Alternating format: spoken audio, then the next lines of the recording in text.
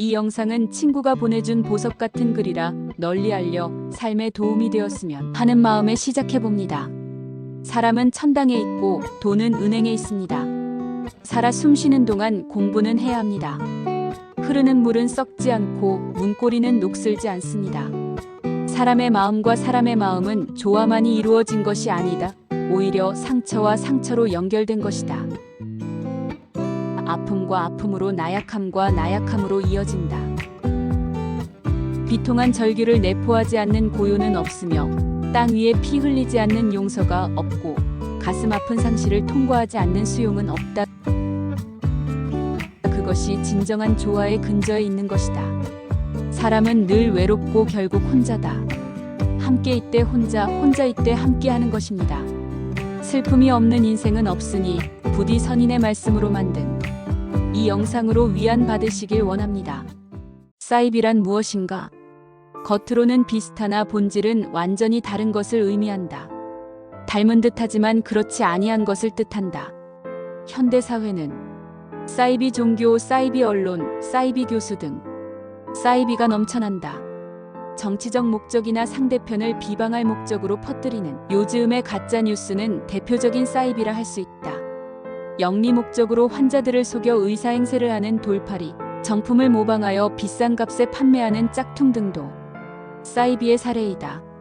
여기도 가짜, 저기도 가짜, 가짜가 판친다. 짝퉁 내지 가짜의 사전적 의미는 가짜나 모조품을 속되게 이르는 말이다. 신신애가 불러서 1993년 공전에 히트를 친 세상은 요지경의 노래 가사 중 일부인데 거짓과 속임수로 가짜를 진짜로 둔갑시키는데 거리낌이 없는 세태를 풍자하고 있다. 인생 살면 70년 80년 화살같이 속히 간다. 정신 차려라. 세상은 요지경에 빠진다. 신신애의 노래는 거짓과 위선을 걷어낸 민낯과 같은 진실의 세상을 바라며 잘난 사람은 잘난 대로 살고 못난 사람은 못난 대로 산다로 끝맺는다.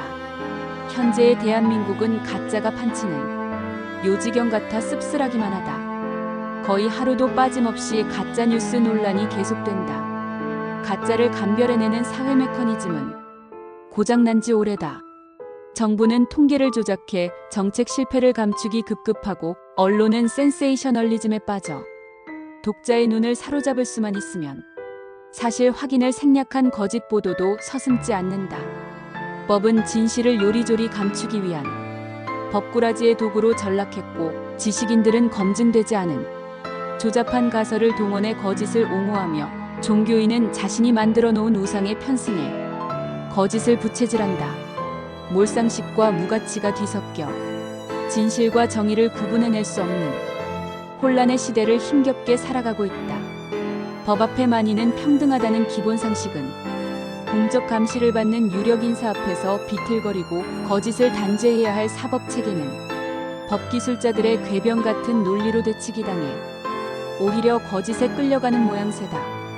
2023년 대한민국에는 거짓이 홍수를 이루는데 진실은 찾기가 어려웠다. 거짓이 오히려 확대 재생산되는 이유다.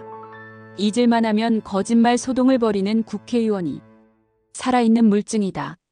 예를 들어 일본 후쿠시마 원전 사고 때 북태평양에서 잡힌 고등어 명태 대구를 300년간 먹지 말라고 했던 의대 교수, 최근 일본의 오염 처리 수박류를 핵폐수라고 칭하며 독극물 취급하던 정당 대표, 원전 주변 갑상새만 발병률이 높다며 탈원전에 앞장서 국가에 막대한 손실을 끼친 국회의원이 사과했다는 말은 들어본 적이 없다.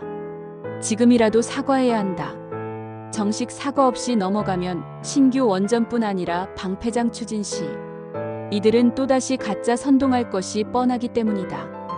거짓이 진실을 이기고 짝퉁이 판을 치며 믿음이 사라지고 서로를 불신하는 세상이 된다면 우리의 미래는 어둡고 참담한 세상으로 전락할 수밖에 없다. 상상만 해도 아찔하다.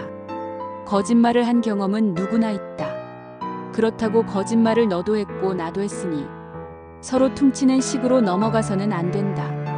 사회 유력 인사들의 거짓말은 타인의 삶에 상처를 내고 학문을 오염시키고 가치관을 왜곡하는 등 우리 사회를 병들게 할 수 있기 때문이다. 여러분은 어떻게 생각하십니까? 그러면 다음 영상에서 뵙겠습니다.